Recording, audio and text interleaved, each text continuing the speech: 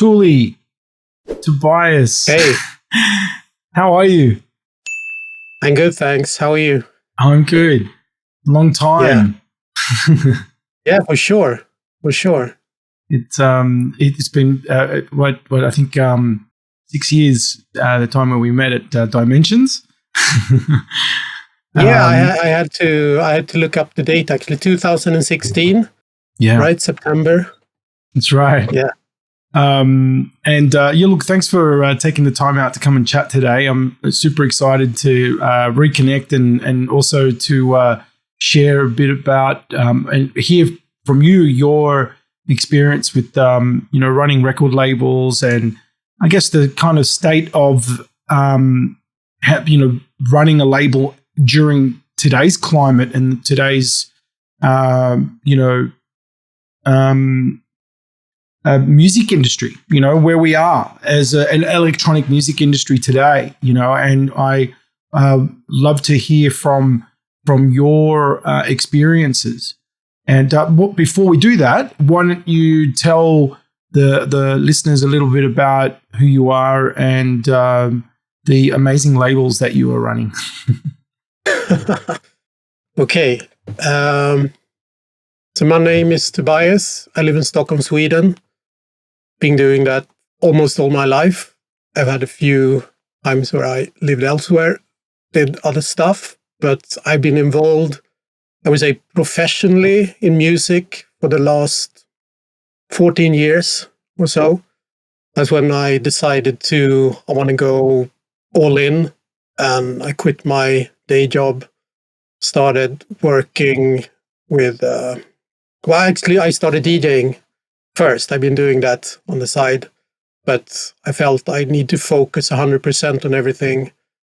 I eventually went into the record industry, started a label together with Mad Mats. I started a label of my own, went also into production. I've been playing in bands prior to that, but I never really went, solo, starting making my own music, using electronic gear, computer. I was playing in a different variety of bands. I was playing jazz, and I was playing also some free jazz, metal, you name it, whatever. I'm a music nerd of all kinds, so it was never my purpose to go all in with just dance music. But here I am today, 2022, and I think I'm running 3 labels officially, then a few others on the side, as you do, different kinds of music. And the most popular ones, I think, that people hopefully have heard of is a label called Local Talk Records, which is a house label from Stockholm. Yeah, and I can plug my other stuff as well, because please do. Yeah, I'd love to. Yeah. Oh, I'm curious. I'm curious to learn more about those other labels as well. And I know, of course, Local Talk is been very widely recognized, particularly for DJs as well. And I remember when Matt's told me about it over a decade ago, and then seeing it climbing and grabbing so much attention. And I do recall him sharing other labels. I'm not sure if they were the same ones. That I remember seeing some, very kind of like early, no artwork type thing. It was just, these sort of blank kind of covers and stuff, and I'm wondering if that's the same one, the 18, what's it called, 18? With Local Talk we have a few different sub-labels, right, and we've done different variations to try things. And then I have a label called Omena, which I started a few years later, and it's been going on. Yeah, it's been doing well, but it's not predominantly house music. It's more experimental stuff, and I branched out in different genres. And then I also started more, I would say, like a techno house label called 𝗏𝗏𝗃47, which That's is the everybody likes to use like numbers, I guess but it's a postal code where I grew up, so it's more of a homage to where I grew up and got influenced more by club music when I started listening to dance music. Okay. So those are the three main ones that I work with. Right. And what? Then there's more. Yeah, there is. There is. I like to say it like this because I like to think I used to work as a chef. You know, when you work with music, I don't want to confuse too much. If you have a specific idea of where you want to go and how you want to start focusing on a different genre, it might sometimes be a bit confusing. It's like you serve a buffet all of a sudden and people start wanting to eat of it. In the end, you start going back for the stuff you like and the other stuff you might don't. So same thing if you have a record label. I mean, it works for some. I guess if you're recognized as an eclectic person with a wide range of styles that you support. But in this climate, I think if I have a house label, it's going to be house music. Different kinds of house, obviously, and stuff. And if I want to have a funk or a soul label, I would focus on funk and soul. I wouldn't release a hip-hop record in between, even though that might be of inspiration. That's the way it works for me, anyway. Yeah, so the Omena, and is that's the same kind of principles there, where you're focusing on the experimental sound, and then and the 181 that's a I should have picked easier names though. It's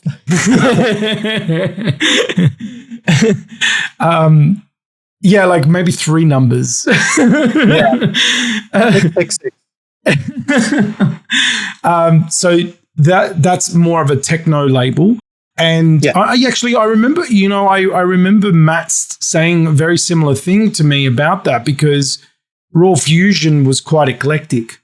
And I remember him sort of, I think he came to that realization in his career as well, that it was better to kind of like hone in on one kind of sound. But in overall though, like managing 3 more labels, isn't that in itself a big task too? Because, aside from the marketplace, from your audience wanting to learn about that sound, but also having to manage, multiple labels, how are you finding that? Is that hard to focus your energy and your business focus? Because you're kind of branching out to putting your attention in different baskets. Do you find that? That challenging? Yeah, it is, because everything else is just so fast moving. It's such a quick pace these days, where we have to. If we want to be part of the whole label cycle and be out there. But then I guess it's something, might not be meant for everyone to run a label, if I'm being honest. But you can do it if you have a good team, of course. You have to have a good structure. You have to have a daily plan. You have to know where you want to end up. You have to have a clear focus. And for me, the way it works good is that I try to have a schedule with things. I try to write down, where I want to be in a couple of months, in a year or so. And I have different plans with the different labels, of course. Then the easy thing, though, is that I'm fortunate enough to work with people that I really, they're good people to work with. I trust them. Like, I have a really good distributor that works great for me. I know good people who produce music as well. I trust them with the music. I don't have to go into, bigger arguments of the actual music, how we're going to release it or not. And so I think once you find that, it gets easier to work towards where you heading at with your different labels. So, for instance, I have the same distributor for all my labels. That's one thing. It makes stuff really easy. Easy to streamline, yeah. Yeah, exactly. Streamline everything. And also with the music, I guess, coming from a musical background myself and knowing what kinds of music I want to work with, and I trust my own instinct with that. It also makes things easier rather than, release something. Let's say you release something and you have some sort of success, and all of a sudden you have no idea how you're going to follow through with the next release, or you start to get attention from stuff you weren't really expecting, and then all of a sudden you think like, okay, where I'm heading at, where I'm going next. You just have to have confidence. And also, one thing I get asked quite many times by people, what's the advice if you want to start working? And it's like, trust yourself, know what you want to do. And it's not you don't have to solve everything by tomorrow. This is not a competition. It's never been that for me. Now, take it easy. Of course, you need to finish things. You need to make sure that you're able to deliver. But there's too much music being released, if we're being honest, all the time on different platforms. People are using different kinds of social media, to head out their message and stuff like that. And I think sometimes you get a bit stressed out by that. You need to step back, take it easy, and look. Hopefully you had a clear structure from the beginning. You have a few ideas noted down. Look at that paper, see where you're heading at, and what was the actual reason why you wanted to start a label? What was the plan from the beginning? And also, it's totally fine to fail. People do that all the time. It's not the end of the world. Just keep on doing. As long as you believe in what you're doing, at least for myself, I'm going to keep running my different labels. And I guess it's been like from the get-go, you did have some previous label experience before starting Local Talk. And I guess once you built that strength and those systems and you start to see what's working, then I guess that confidence, you're able to transfer that into a new label and other labels. You're able to rinse and repeat, right? Like you're able to kind of just do the same kind of structures, but now it's just really the music palette's changed. Like that, would it be very similar models? Like in terms of systems, they're just like you're just repeating it, right? Yeah, I mean, one interesting thing though, I would say with the other label that I started, Omena, it started out more like a dare to myself, because the first release I did on the label is just a loop that goes on for 8 minutes. And the artist I spoke with, when we talked about releasing it, said to me like, okay, this is going to be difficult. I don't know if it's going to work out. And that was enough for me to see, if it's going to work out or not. Because I was already working with Local Talk. I knew in a way, what was working in club music, and we had some success already. And all of a sudden you want to start looking at, is it possible to alternate this? Is there another way to do it or not? So I just went ahead and said, let's do it. And then since then, I also knew that, I gained some knowledge, I gained some strength working. I done cassette tapes, I done different formats. I released a 7-inch and I think we did 20 copies or so. So I met this guy in a bar, and he told me he was cutting 7 inches. And I was like, oh, that's nice. I want to, do that myself with the release further on. And he said, I'm happy to help you out. As long as I can only make 20 copies and that's it. I said, fine, let's do it. Let's release it. And it was nothing about, being limited or to make it, difficult for other people to say, oh, look at us. We're so special and so super exclusive. I was like, if you want to do it, fine. I'm going to try to see if I can work with someone else within the industry, I'll help you out. And we gain some knowledge together of how this thing works. So with Omena, I always said, if there's a way, I'm going to try if it's possible, and not maybe go down the direct route as I've done before. And so far, it's been 7 years down the line. I'm still running that label too. So for me, it's a nice experiment. But of course, the music is super important, and it's a label that I run 100% with confidence. Also, just when I'm seeing all these different opportunities, or you have to make a decision if it is going to work or not. If I'm going to run into it 100% or not. So that's what I've done. As I mentioned before, and that there was some label experience before Local Talk, that must have helped as well in sort of, I guess, rectifying where you needed to improve. And Matt's had some very extensive label backgrounds as well. So that, but I think it seems like it was a really good partnership, because the two of you, having impeccable taste in music, but also having this sort of knowledge on running, putting together a label business. Was it difficult? Because obviously, setting at the beginning, meeting, getting your cash flows and getting your projections and meeting your targets in the first year to 2 years. I mean, when were you in the clear of, revenue, and did it take a long time before, all right, we can pay ourselves now, we can pay ourselves a salary, like when did that kick in the timeline? Yeah, it took a while though.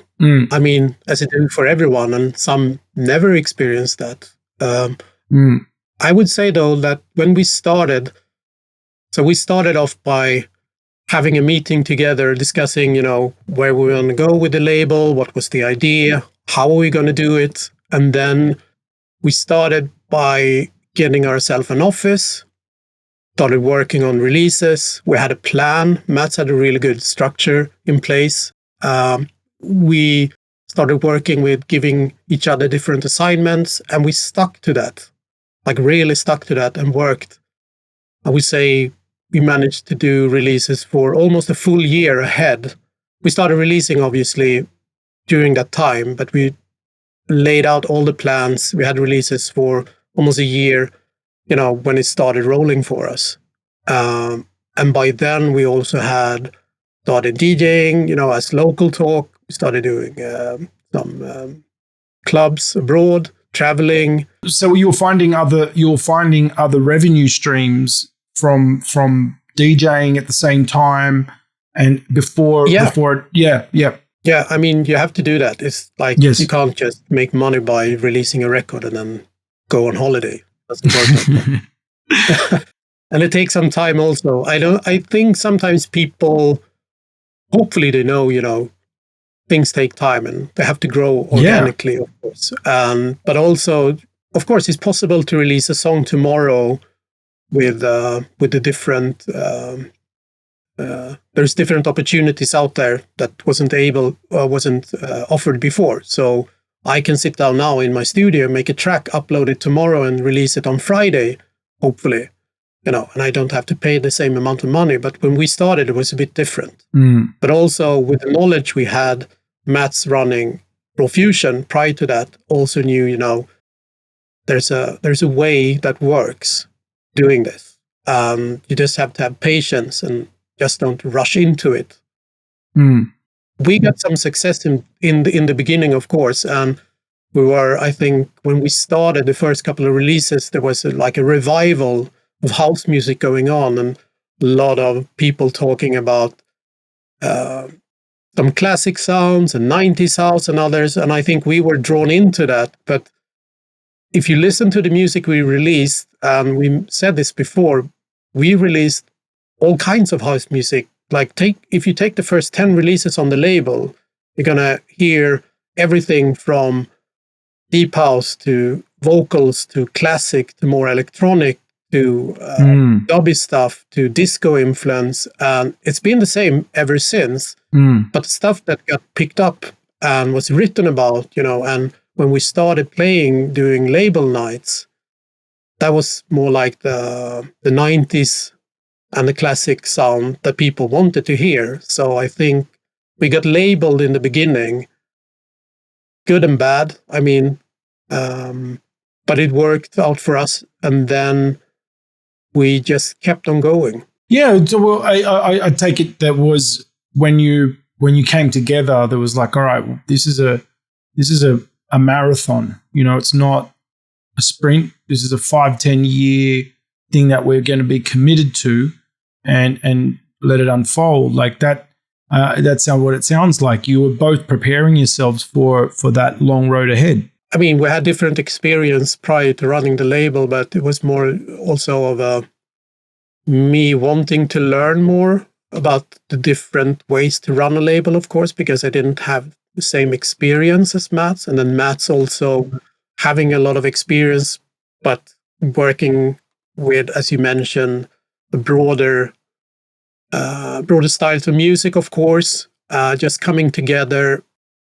We always trusted each other's taste in music. So I would say we've done across the labels, let's say about roughly 200 releases. Maybe once or twice there's been a discussion about if we should release something or not. But otherwise, it's always been straight ahead, and we trust each other. You was talking about how simplified it is now for a producer to upload their music and literally create their own Bandcamp page and more or less have a label of their own, and do that DIY, and put it up on Spotify and all the other distribution channels. Because of this accessibility, has this impacted the role that you play and the role that you have played in the industry? Like now, obviously, the support that a label can give someone based on the infrastructure and the network that they've developed and built is going to definitely help someone reach an audience a lot more faster and get more kind of exposure, or from being attached to a label like yours. But are you finding that still to be a challenge because of the accessibility for a music producer? Yes.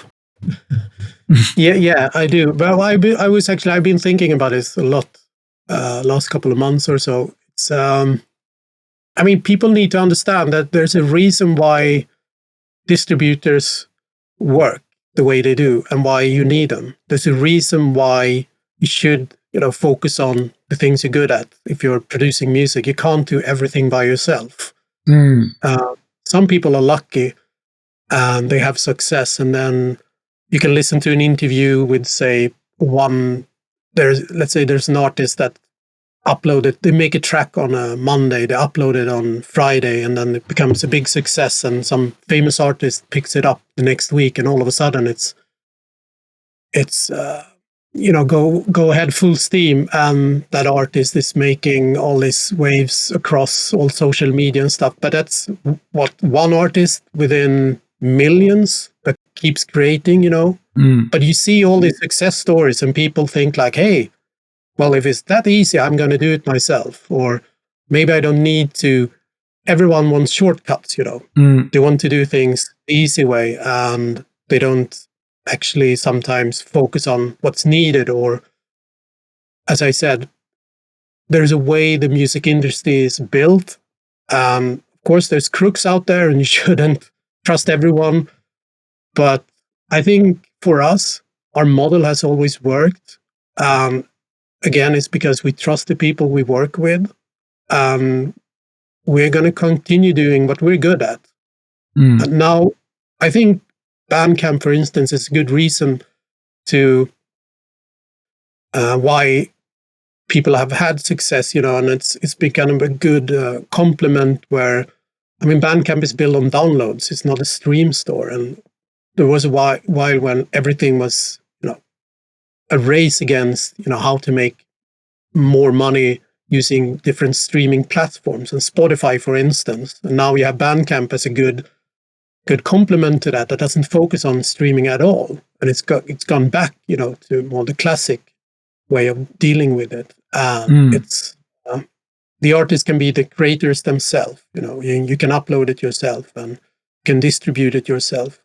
But still, if you want to do it on Bandcamp, and if you want to grow your audience, and if you want to have success, there's still ways you need to do, and there's still a way to gain more success. It doesn't happen overnight still. And I think some people are a bit getting too eager. You want to have a music career tomorrow. Short-term gratification. Yeah, exactly. Local Talk is more of a DJ's label. Yeah, yes and no. I would say we started out because we knew a lot of DJs. The way we started a label, focusing on also artists that were known within the DJ community. Obviously, we needed to branch out. We needed a catapult when we started. So I can tell you the story about the first release we did. So we released a group called 𝗏𝗏𝗏𝗏. Yes. And the release, it happened when Mats went to see a friend and played his club, 𝗭𝗲𝗿𝗁𝗏𝗏𝗏. And back when we were driving back from the airport, he played him one of the tracks, and said that Mats already mentioned that he was going to start a label, and asked if he wanted to release it, or if it was a possibility that he could be part of the label. So he heard it, and then he realized, this is a really good opportunity. We had already started a label, but we talked about, we need something that makes an impact when we start it. It has to be something that is sound-wise the house sound we're looking for. And we had a few ideas, but when Mats came back, played this track, we both knew instantly, this is the track, we're going to release. This is the one. And we started sending out promos. And then we went to the Sonar Festival in Barcelona. We printed up a few T-shirts that we handed out to people. And then we were waiting in line there was a club night where 𝗏𝗏𝗿𝗏 was playing with Soul Clap, and I think Prince Thomas and a few other DJs. And while we were waiting in line, there was a guy coming up to us asking if we knew the label that we had on our T-shirts. It was just a white T-shirt that said Local Talk. It was like, yeah, it's our label. It's like, really? Is that your label? Oh, we heard about this label. Giles Peterson was playing it, the release on Worldwide. And both of us, at least me, I was like, hey, is this really true? Yeah, he did. There's a clip. Like, okay. So we went to search out. I found the clip online, and it's a clip where they're using snippets for the Worldwide Festival. And they're using the first track, Moonshadow, as a background. And also you see a clip of 𝗏𝗏𝗏𝗏 playing. It's obviously not 𝗏𝗏𝗏𝗏 playing the track, but it looks really cool.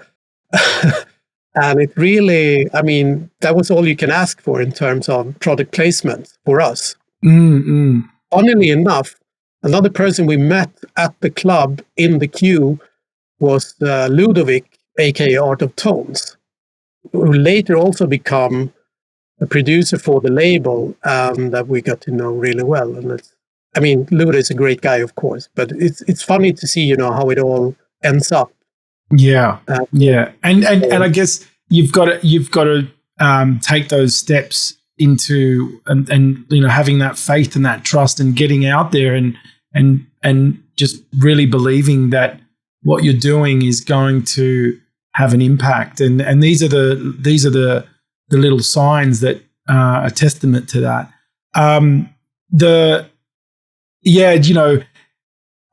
Giles Peterson, he's been responsible for bringing awareness to so many people's music. I hope they keep Worldwide FM. I believe it will I have this feeling that it's a pause, it's a break. Hopefully the radio station will be back and bigger and stronger. Obviously, and I'm sure you're around about the same age as me, I think, and we've known 𝗭𝗲𝗿𝗁 Peterson for decades, and he continues to inspire and influence music culture in so many ways, and new generations as well. Bringing back that love for jazz again now in these recent years. It for me is I just love that. It was so like early 2000s all over again. And early 90s. We can even say it's like these other little cycles of music. With the labels, have you and Matt thought about the whole NFT game? Yes. Yeah. Well, we had a discussion and we said, for now, no. Right. And how far deep are you into the rabbit hole? Well, it is a rabbit hole, though.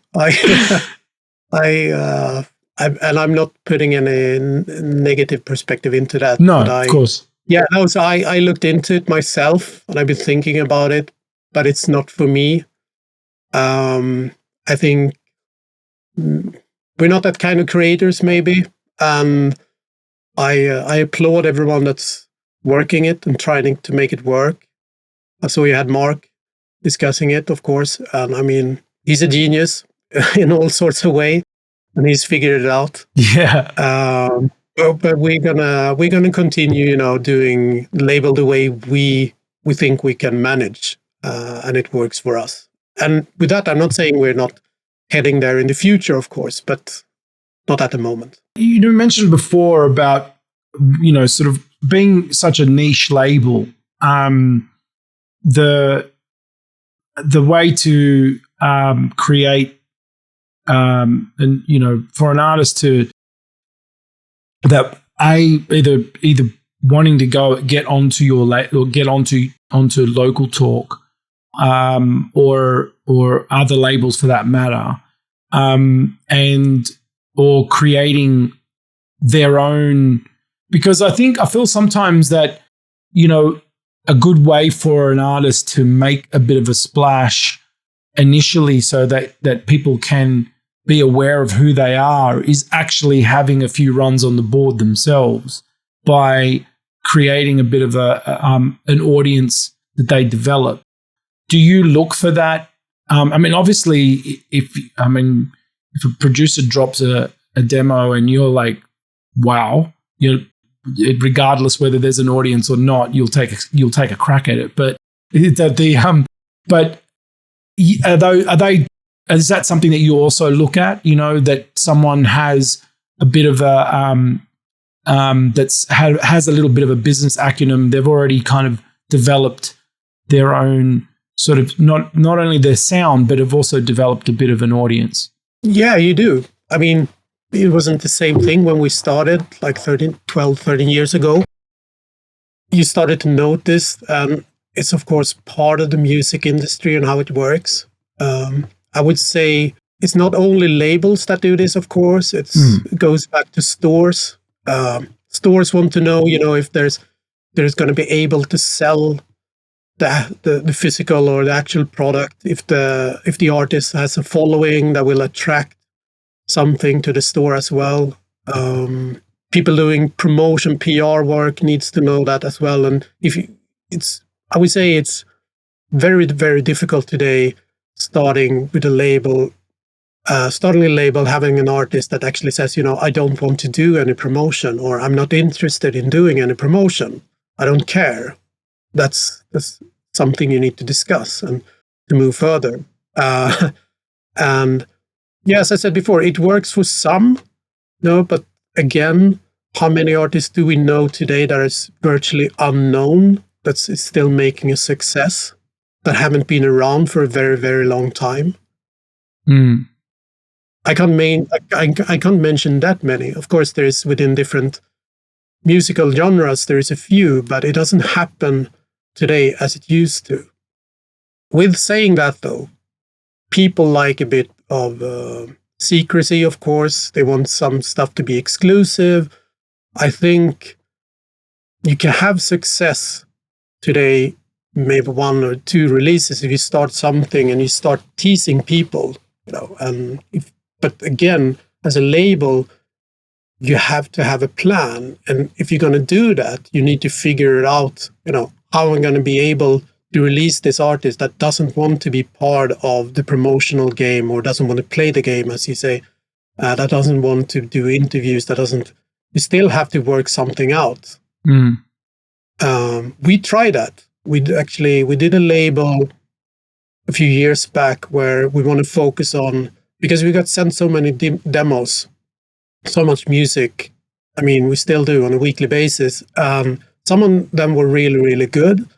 And then you get a tune that you really like. And you ask the artist, should we work together? What's the next plan? Do you have more music to send us? Should we start thinking about doing remixes and stuff? And the artist doesn't actually have more than 1 track. Or they say, well, maybe I can get back to you in a few months. I don't have time now at the moment. And you go like, okay, should we just drop it or should we focus? We did that. We started a label called Tune, where we released 1 track on 1 side. And we worked out we worked out some promotion. We had a clear vision of what the label's going to look like graphically. We started sending out promos. There's even a clip of Disclosure playing one of the tracks, I think in New York at a club. And we thought we really had something going, but it didn't take off at all. It just died. So there you go. I mean, we tried at least. It's A for effort, but So in saying what you were asking first, of course, we have to think about all these different things, and it's something we discuss. We really like to work on albums as well. You want to, build a good story with an artist to release more than 1 track, to aim for something that is actually, tells a story and then can maybe have a little longer shelf life than just a track on Tracksource Top 100. So in doing that, we also discuss with the artist, are we going to work this out? What's the plan? What's the narrative with this album? How are we going to be able, to build a career, or not build a career, that sounds maybe a bit too much, but how are we going to build something? How are we going to tell your story? Of course, when we do this, you have to break it down. And it's not every artist that is built for this. Some artists doesn't want to. They just want to keep on releasing club tracks. They want to DJ, have their fun. And I don't blame them. Whereas you have other artists that their dream is to release an album. They have this idea, already. And when we do that, that's a pleasure to work with them, of course. Right. In saying because there's a long-term plan then. Exactly, yeah. And also to go back to something you were asking before, you were saying if our music is for DJs or not. I would say we aim, we want to release music that are for people that enjoys dance music, And it's not always the way they consume music. It's not always through albums or through singles or through remixes, You have to think again, when we start releasing or promoting our stuff. So it's always been our plan, to be a house label that reach out to everyone and not just DJs. I recall many albums that have come out, and they're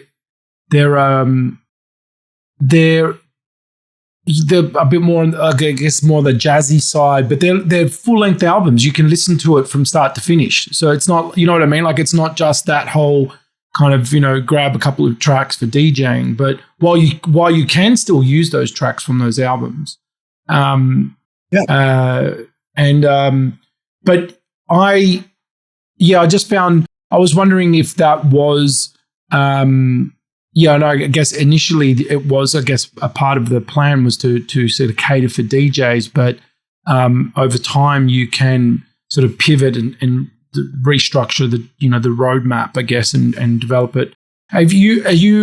Your playlists, Local Talk playlists, are available on the digital platforms as well? Like I think I recall a Local Talk Spotify playlist from a while ago. I can't recall. Am I correct by saying that? I mean, yeah, we do. We have playlists where we put up all our releases and stuff for people who want to go through, and then we do different playlists for different aims. I would say though that we weren't that early into the whole playlisting game when we started, because we focused on releasing vinyl, and then we went into downloads. And then when we started noticing that people are consuming a lot of music in different various formats, and streaming eventually became bigger. For that, we started to look into it, and it's a mountain to climb, as you know.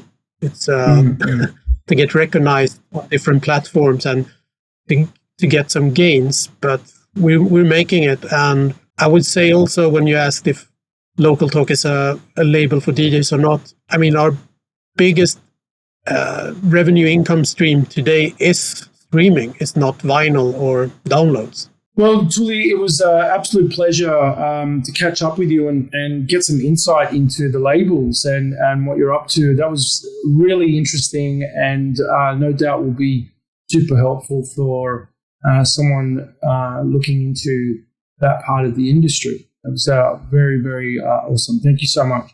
Thank you. And it's been a pleasure.